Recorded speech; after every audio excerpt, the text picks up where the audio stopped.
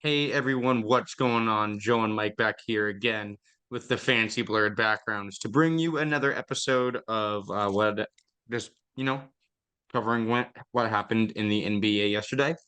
I We feel had like two games. real quick. I feel like we're like getting old and ancient because like we just are like figuring these tricks out. Like people probably known about these Zoom effects for like since COVID at least. We're getting old, yeah, 23 and 24, right? What was I gonna say? I mean, I knew you could do it. I just didn't know it was like that simple, Like, I'd be on a meeting and someone would be like, "Oh, look at this!" Like, change their background. I'd be like, I really don't care enough to put the time into doing that. Barely Yeah, cared enough to put the time into doing my actual work. But fair. anyways, yep, we two games last night. The first, I honestly forget. Oh yeah, the Knicks and the Pacers. So um.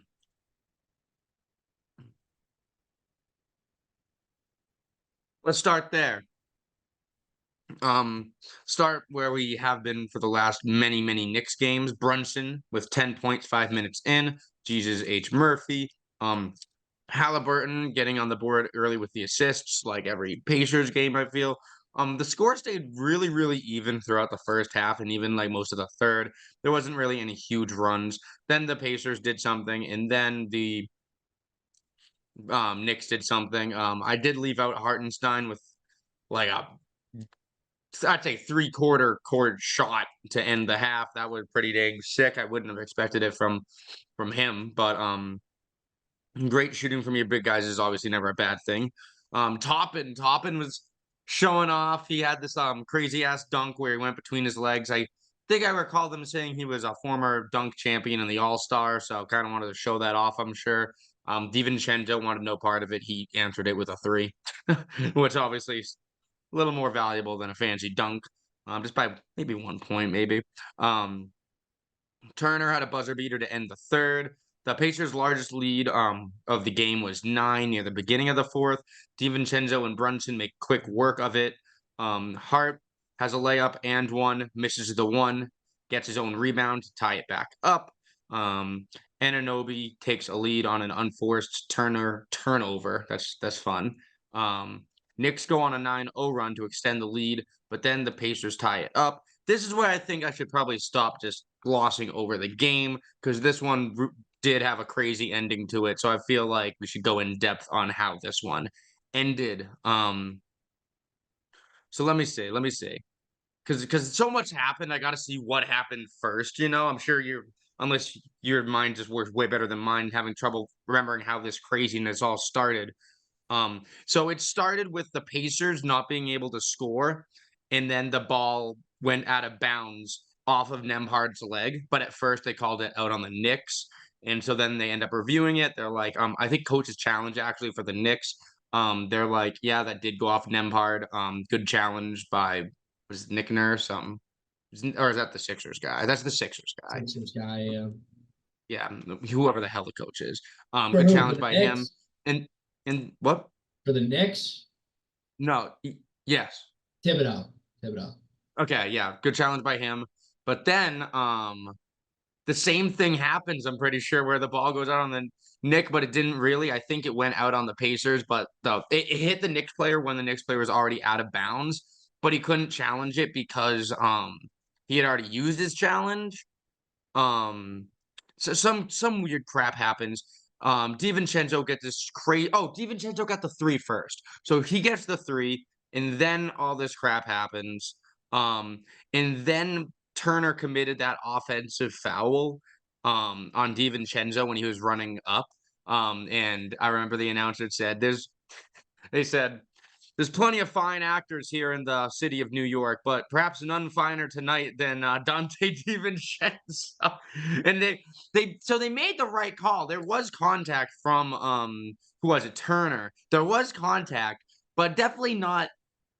I don't think anyone really would have noticed that contact had DiVincenzo not gone. Whoa! Which So which which is very smart on his part. That's very smart because he did. no, no, Because you know what I mean? Like he did get it was so like you got to sell it sometimes. And real quick, I mean, I just want to just explain this too. Like there is a big difference between selling the call versus fouling. I just want to say for everyone out there. So like for people to call, like he didn't flop, he sold the call well, which is what he was supposed to do, you know? Right, exactly. So, like I said, the foul was committed. Did it kind of screw the Pacers? Absolutely, because had that not happened, had he not done that, who knows what would have happened? Oh, oh, that one's bad. Um, but, it was bad. You want me to get sick? I'm spitting it out. Um, but it's one of those situations where the Knicks end up winning the game. Because then they just started Foul City. We don't need to go into the Foul City, but it's one of those things where you look at it and you go, they can't keep getting away with this. Brunson has his fourth straight 40-point game, and I think it was midway through the fourth. I didn't end up looking at the actual points, but like at the end of the game. But midway through the fourth, the Knicks bench had 3. This is exactly what happened when they beat the Sixers in Game 6 as well. It's like, how long can they get away with that? It's kind of frustrating, Brunson, because I think the other day I said no team is carrying. I'm sorry, no player is carrying their team like Donovan Mitchell. I forgot how nuts Brunson has been going. I mean, he had a lot of help in this game from DiVincenzo, so I still stand by what I said with Donovan Mitchell. Mitchell doesn't have someone like DiVincenzo backing him up, but fourth straight 40-point game for Brunson. He had 43. Hart was 13 and 24. DiVincenzo had 25. Hartenstein and Anunoby had 13. Something to look out for in this series, which I will certainly be looking out for. I'm not sure if it's of actual interest, but both Siakam and DiVincenzo? No, Anunoby got traded over this year from the Raptors where they won that championship. What? I just feel like you take everything that I want to say. It's just like, well, this is what I'm going to so say. annoying. I'll be Like by the interested time to watch who performs better for their team. But Turner had 23. 5 players were in the teens, but Turner was the highest scorer for the team. What say you leave in the part about Anunoby and Siakam? I just feel like I have nothing to say by the time you're done. But no, it's actually Sorry, you didn't think I was gonna catch that one, huh? no, I figured you would, but that's why I spoke on it. I wanted you to speak with me through it. But anyways, I mean, I barely grazed it, bitch. Let's hear it. well, why wouldn't I what? want you to hear that? I'm sorry? You were like, well, would you thought I wouldn't hear that? I was like, no, I wanted you to. No, you thought I wouldn't pick up on that. I said. Oh, well, no, anyway, so it was funny because my buddy Mirasol, he's a big Knick fan, and he said to me, like, he was like, it's crazy that like OG and Siakam like were both on the Raptors this year. And like when he said that to me, I was like, holy shit. I was like, I felt like that happened last season. Like, I don't know why, but and I actually remember like people like Knicks fans were very upset about that whole situation because they thought that OG wasn't going to be a great fit for them. And I think it was also just giving up RJ Barrett. They felt like no, Barrett of was their course, guy. absolutely, that had a lot to do with it. But it's like, I mean, shit. Clearly, it seems like it's a good fit. Now, to your question of how long can they get away with this, and I hate to burst New York's bubble because I'm very happy with their success. They can get away with this as long as they keep playing teams that aren't that great. I mean, like let's look at it from this perspective, right? The Sixers didn't have the greatest roster this year, and Embiid was basically on one leg, right? The Pacers, they're lucky to be here. Let's just put it that way. And last night proved that the Pacers are not a second round team yet. They were up by 10 points at the Garden, ready to steal game 1. I mean, like you have to capitalize on that. I was watching when they got up 10 at one point, and I was like, man, like this is I think I might have texted you this. I was like, this will be a really bad loss for the Knicks. Because like you said this would be a crazy loss, yeah. Because like a lot of NBA arenas, home court doesn't matter. But if it's one court that matters, it's Madison Square Garden. And if you lose game 1 in Madison Square Garden to a team that you're better than, that you're shaping yourself up for a tough rest of the series. However, with that being said, like shout out to Brunson. I mean, Brunson's doing what he has to do. You know what I mean? Like, I, I actually there was a lot of things that I did see in the Pacers that I did like, but all in all, like what this just told me is like I just don't think they're going to be able to put together like a consistent 4 quarters to like really. Right. I mean, I think they can make this a series. I think I could see this going to like 6 games because I definitely think they'll win like 1 or 2 in Indiana. But I don't know, man. I really think that it's weird because I hate to talk like this, but it's like if Milwaukee was healthy, I think they would have steamrolled past the Pacers, and I think they would have steamrolled past the Knicks as well because they're just too big for them. But I will say this: I hate to jump ahead, but a lot of what I saw from the Knicks, like how they dominate, how Jalen Brunson dominates, made me feel really good about if we play them in the Eastern Conference Finals because our wing defense, Brunson ain't going to be able to do what he's in the playoffs. He ain't going to be able to do what he's doing right now against us. It just ain't going to happen. I mean, he might be able to do it once or twice, but not on a consistent basis. So yeah, I just thought about the Celtics there. So that's basically what I took from it.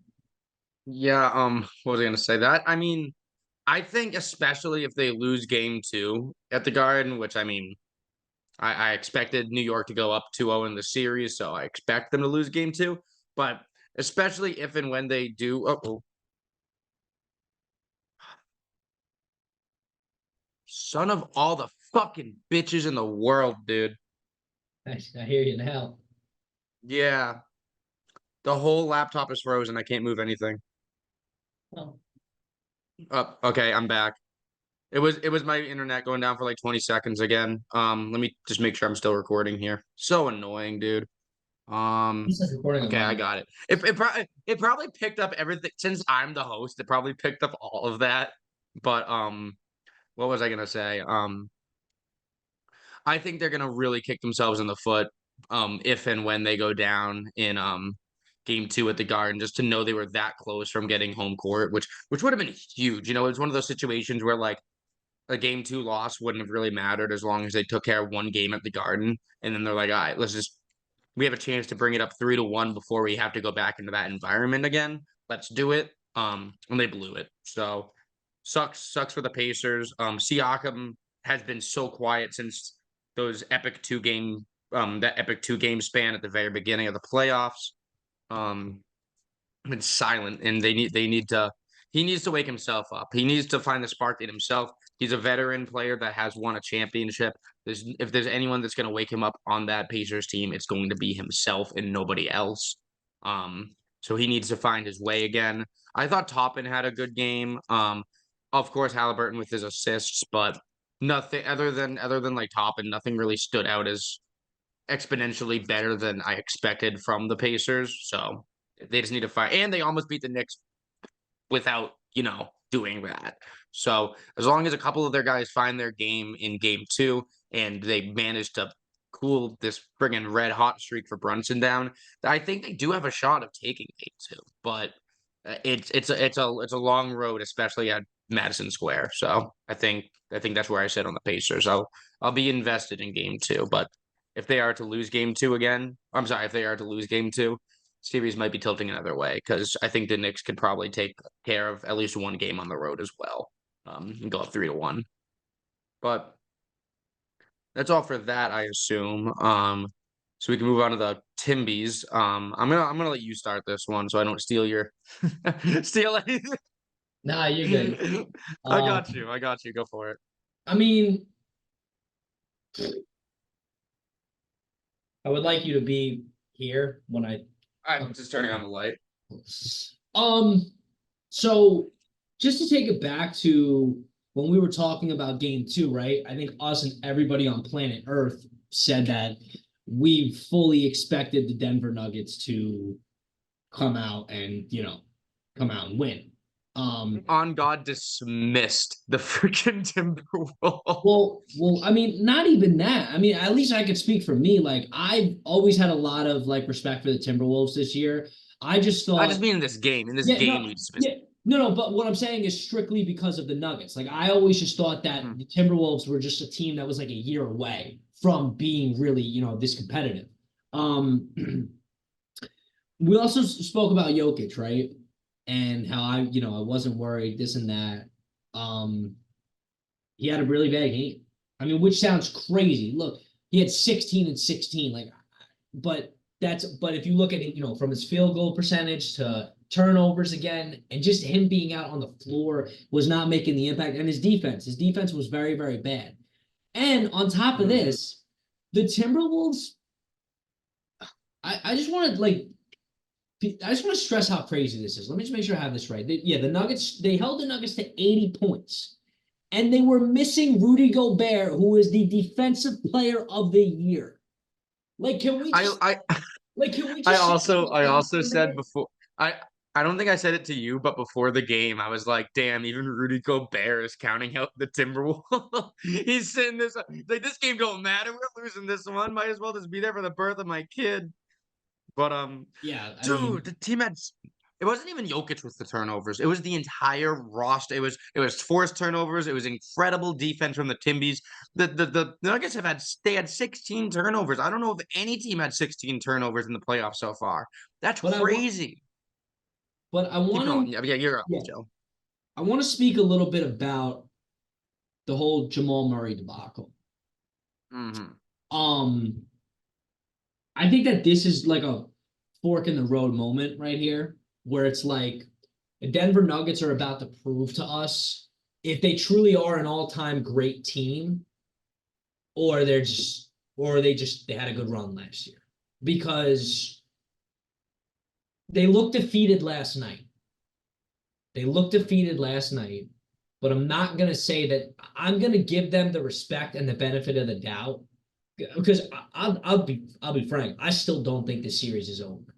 I mean, No. I'm giving the Timberwolves the respect of like, yeah, like it looks good for the Timberwolves, but I still I still trust Denver, specifically their coach and Nikola Jokic to, kind of group the team around and everything and get it done.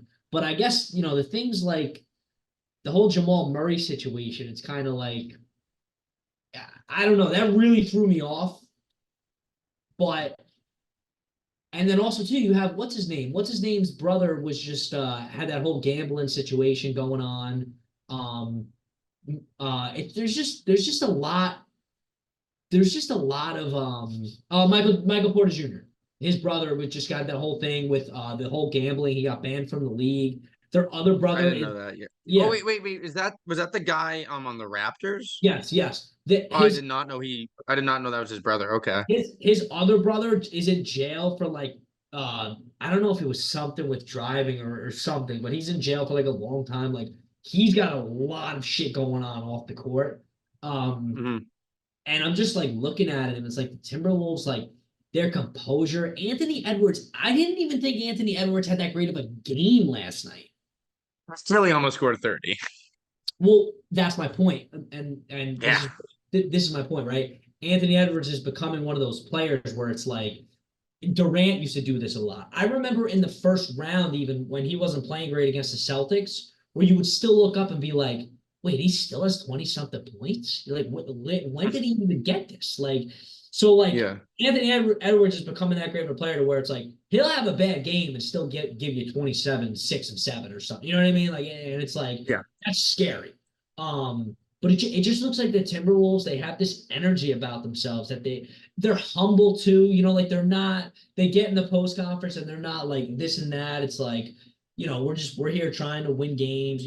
Anthony Edwards is on the podium like, man, I'm just so blessed to be playing against, the greatest team in the NBA right now and against the greatest He player. did say that. Yeah. Like, bro, it's like, bro, like you, man, didn't Bubble say that? Like she's gonna blow. Like Oh yeah, guys, when I Rick think is this for the trash, second time. right? I think so. Gas. This morning I made a video, Mike. This morning I made a video, and it stopped. It just stopped recording by itself. I did the hockey one, and it stopped recording by itself. So I had to come in and explain, like, I just stopped recording by itself. I don't know what happened. Well, let me explain to you guys what just happened. I thought this thing was about to explode. It just blue screened me. It said, "There's an issue with your computer. We need to restart." And it just started going like, And I was so sure we lost the video, and I call Mike, and Mike just comes in. I have him on speaker so we can hear this loud ass computer. I'm trying to like shut it off or turn it down, and he's like, "What the hell is that?" What? So this brand new computer, by the way. I just have the worst luck with computers. So friggin' looking like it's on its last goddamn. I've been through I think 3 or 4 laptops, and my mom's still on the same since my mom got that one that she has. So maybe it's OBS, maybe that's what it is. But But yeah, I was just kind of just saying like all the off-court stuff that's been like just going on and circling around the Nuggets organization in general.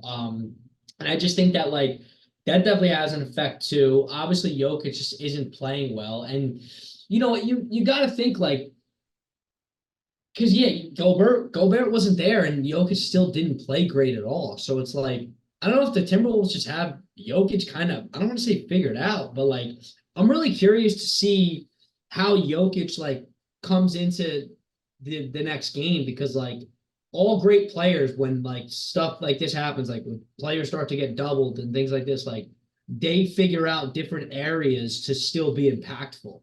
So I'm very curious to see like if Jokic is going to take more of like a just like a passing, go from like a passing standpoint, not really going to be too worried about points. I'm very right. interested to see about that. So game It three seems is like going he to had tell way more me, than 8 assists yesterday. It really did, yeah. even with how bad his game was. So game three is going to tell me a lot for sure about.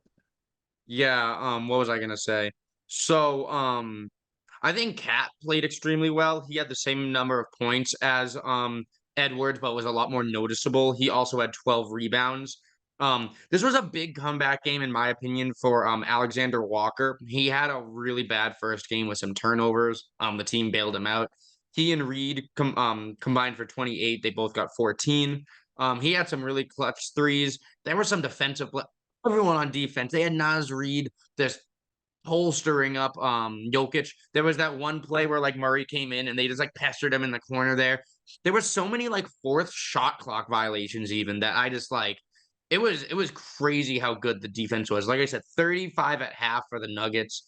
Um I feel like this is like the first time where we looked at the Nuggets and saw them try to lean on their defense. I'm sorry, on their bench. Justin Holiday had 13. Aaron Gordon had 20. Obviously he wasn't off the bench, but still more of a depth player compared to Murray and Jokic. Murray, 8 points, 13 rebounds. Um, Looks like Reggie Jackson got hurt at the end of the game. He was not putting any weight on that left leg. It looks bad for him. Obviously, if the Nuggets want to come back in the series, it would appear like they're going to need some secondary scoring areas because, you know, Jokic isn't getting it done. Jamal isn't getting it done. Do I think these players can come back? Yeah. Do I think they can do what they did to the Lakers? It doesn't seem as though they can. So the Nuggets are going to have to change up what they're doing here. Um, do you mind telling me because I didn't notice this? Something about Jamal Murray throwing a heat back onto the court. What was that about? I was about to ask you. You were gonna did you hear about that too? Oh, I thought you heard what I heard. I heard something. Yeah, no. They were talking about like some No, discipline for no, him no, throwing. no, no, Joe, no. I'm saying I physically heard something in the computer. I didn't know if it was me or something that was playing off of you. What? So did you hear what I asked? No, that's why I said I Oh, thought that you heard. I thought you heard what I was hearing, like in the computer. no, no. I was asking you. Heard something about Jamal Murray like throwing a heat pack onto the court, and I didn't catch that. Did you catch that? Did you not? I just went on a whole soliloquy about So the you whole don't. situation. Okay. I'm very confused. You're really blowing my marbles here, but What am I? um, Wait. Remember, I literally said to you, I was like, the whole Jamal Murray situation. Like, I'm really like, I said the whole Jamal Murray debacle. Like, I want to see what happens with that. Like, but you said that I didn't hear what happened. oh, with the heat pad. I mean, there was a couple things that happened. First, he basically tried fighting the ref. I mean, then he tried throwing a freaking heat pack onto the floor. Like, he was throwing shit on the floor, like essentially. See, the thing you gotta remember is yes, I do watch these games, but it was on at the same time as the Bruins. So like as soon as like there was a whistle to stop play, my focus immediately just went entirely away from the game. So friggin' I could have like heard a whistle and I just turn and look, and friggin' Jamal Murray could have like pulled out like a bomb or something, and I wouldn't be able to I wouldn't be telling you about it today because I wouldn't know, No, no, you no, know. that's fair. But yeah, no, I But what was I gonna say? Yeah, so in the NHL, so for fans of both leagues, I'm gonna say this. Um Dallas, who's a excellent, excellent team, lost their first two home games, then won their first two away games, and ended up winning the series. Dallas is as much of a force in the NHL, I feel, as Denver is in the NBA. So I'm definitely and the opponent with the Knights, who also, you know, same caliber team as the Timberwolves, very, very different in style of play and crap, but like, you know, in terms of are they a good team? Yeah, they're both great teams. So we already saw something like this happen in the NHL where the Stars were able to turn it around and win the series. Um, I think that the Nuggets are more than capable of doing the same thing. I think there's only a couple teams in the NBA equipped to do something like that. I would say the Celtics and the Nuggets, really. List probably ends there, but it'll be game three. Every game from here on out in the series is going to be absolutely huge. For both teams, honestly, you don't want to let the Nuggets win game three, get that momentum in your own home, and then feel like they can steamroll you in game four. It's like, oh, well, we won one on the road. Why can't we win the other? That's going to be their mindset going into that if they do win game three.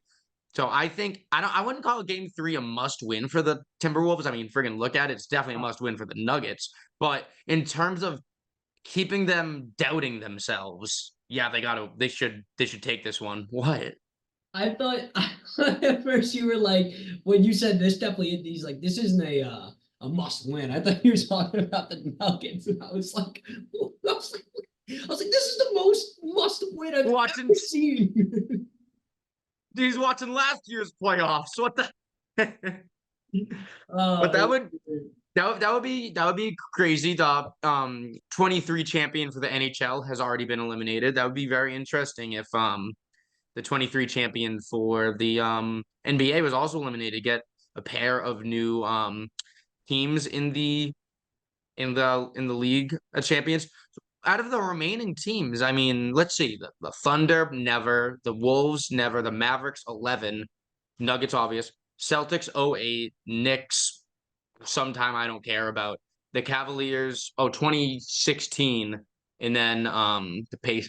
So the most recent, if the Nuggets get eliminated, the most recent winner would be the Cavaliers. And that like doesn't I don't want to say it doesn't count, but in terms of like the personnel on that team, it's so different. yeah, and I mean Um, even finals appearances like well the Cavs they had four in a row. Boston, Um, Boston. Boston had one, the Thunder in 2012, but yet still, I mean, it's like like it's definitely new breed. I could, because NHL the 22 champions are still in it, so it's not like we're guaranteed a brand new champion because most of those guys are still there, but they're not the defending champions. Defending are gone. So in NBA, if the Nuggets don't win it this year, it's going to be an entirely new crew. Maybe not like, a new team like the Cavs have won it in the last 10 years, but a new crew of guys on that team easily. But hopefully they wouldn't be able to get out of the second round. Um, but but yeah, I think that's all. I'm not sure. Did you want to share like a little insight on the Celtics? I really got nothing to say, but I know usually on Celtics game day you like to say a thing or two. Yeah, I'm curious to see how we come out tonight without Porzingis. I'm also curious to see with Tatum, it's like Tatum has to, and I guess maybe he doesn't. Maybe this is just me, like just hoping, but it's like, Assert himself as because yeah, no, I see what you're saying. It's because Donovan Mitchell, if anything, has done that for the Cavaliers. Tatum's gonna. It's one of those things where what was it? One night Siakam, because Siakam would get like 40, but both the games that Siakam got 40, it was canceled out by Lillard also getting 40. So Mitchell getting 40 or 50 or whatever the hell he does. I mean, sure, the team can cancel him out just and play better and limit the rest of the players. But I agree. I think it would be a lot easier for everyone if Tatum of all people was just like, I'm gonna counter everything Mitchell does. You guys just outscore the rest of the team, and we're good. Yeah, yeah, and I mean not only that, but just more so like we can't if we get to the Eastern Conference Finals and the finals, Jason Tatum has to be the clear best player on our team. Yeah. So, like, if he goes 2 series without like being that, I get it. Like, I'm just like, for me, it'll just make me start to think like, man, like he's really got to turn it on. Like versus like if I at least if he just gives me a little bit of that this round, like I'll feel good. But like to be honest, like I don't I don't know why. And this is gonna come back to bite me in the ass, and I hope it does. But it's like I don't feel as confident in Jason Tatum as I did 2 years ago in the playoffs. And I don't know if it's just because maybe he doesn't have to do as much. But now I feel like he does, but it's just like, I don't know. I don't know. It's not to say I don't have confidence in him. He just hasn't shown me. You know what I'm trying to say? Like just watching it just doesn't feel like it. I don't know why, but it just feels like he's just out sometimes, and that shouldn't be the case. Yeah, I mean, it's a little rough. As of right now, I feel like we're without Porzingis, we're looking at a team where it's like Drew Holiday has replaced Smart and Rob Williams is out with injury. You know what I mean? Like I feel like in terms of roster, it's that. I also feel like but the thing is, with the exception of like when maybe Porzingis isn't in or we're not at full strength, you say Tatum has to be the best guy on our team, and I 100% agree. But I think you might also agree that I don't think Tatum has to be the best guy on either team. You know, like if we end up playing like the Timberwolves or the Nuggets and Edwards or Jokic is going off, right? I mean, I don't think that Tatum has to be better than Jokic or Edwards. I just think that he has to put up a decent fight, and then Brown needs to be better than Cat or Jamal Murray. I think Edwards and Jokic are the exception. I think against any other team, Tatum needs to be the best player.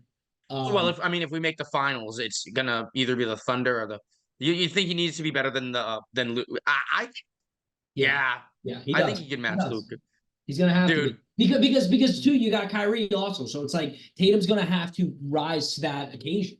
Dude, if you think Boston hates Kyrie now, if they win the finals against us, holy crap! What's funny though is a lot of people are starting to like Kyrie now again, including me and a lot of the Celtic fans. So I really do feel like after this season, a lot of people will be over that. But you're right though. I wasn't around during that time, so. But if the Mavs do beat us in the finals, then they'll 100% reignite people hating Kyrie. So yeah. I mean, I was never around for that, so I just kind of followed the follow. You taught me well. You taught me the old.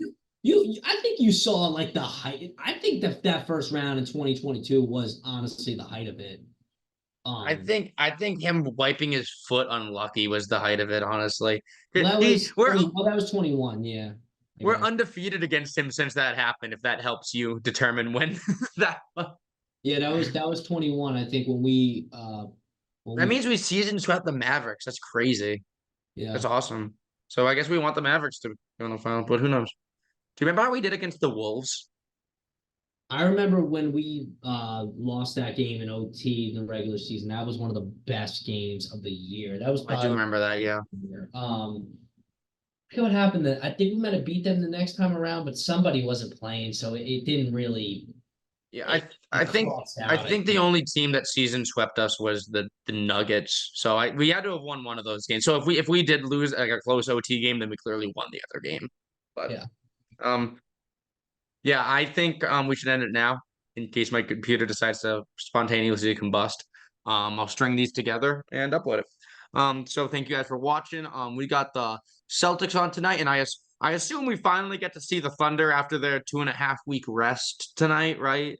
And we really will get to see the Thunder, like to see how they compete in like a true playoff game. No disrespect to the Pelicans, but they were down. They're bad. No, I'm saying they're missing their superstar player. So it's like, so you're down that. I don't really I still feel like I haven't seen the Thunder. This is what I'm saying. I feel like I haven't seen the Thunder tested yet. So tonight is going to be interesting for me to watch to see how they do respond against pressure. So, But that is all. Like, comment, subscribe, and we'll catch you in the next one. peace. Where's the button? Oh, it's right there.